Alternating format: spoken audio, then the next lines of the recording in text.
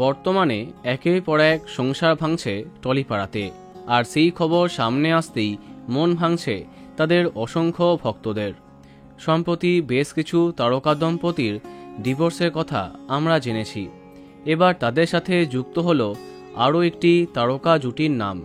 তারা হলেন চন্দ্রবিন্দুর অনিন্দ এবং তার স্ত্রী মথুজা।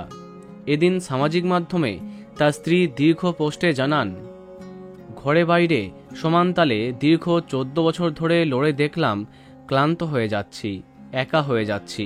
তাই নিজেকে নিজের মতো করে গুছিয়ে নিতে 2019-এ জুজুকে নিয়ে মুম্বাই চলে আসি।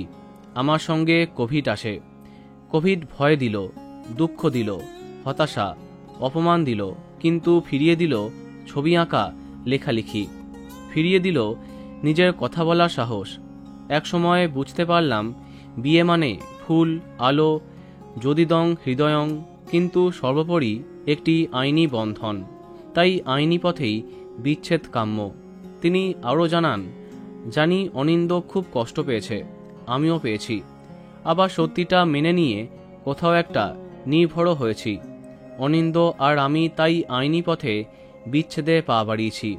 আর কি আশ্চর্য, প্রায় ভাঙার বেলায় আজ রোববারের পাতায় ওর লেখা আর আমার আঁকা বের হলো। বিচ্ছেদ বিয়ের হয়েছে, জুজুর বাবা মায়ের হয়নি, দাম্পত্যের হয়েছে, বন্ধুত্বের হয়নি। অপরদিকে বিচ্ছেদ প্রসঙ্গে একটি সাক্ষাৎকারে গায়ক জানিয়েছেন, এই বিষয়টা ভীষণই ব্যক্তিগত, তাই আলাদা করে কথা বলতে চাইছি না। মথুজা যা লিখেছে আমার কথাও সেটাই, নতুন করে আর কিছু বলতে চাই না।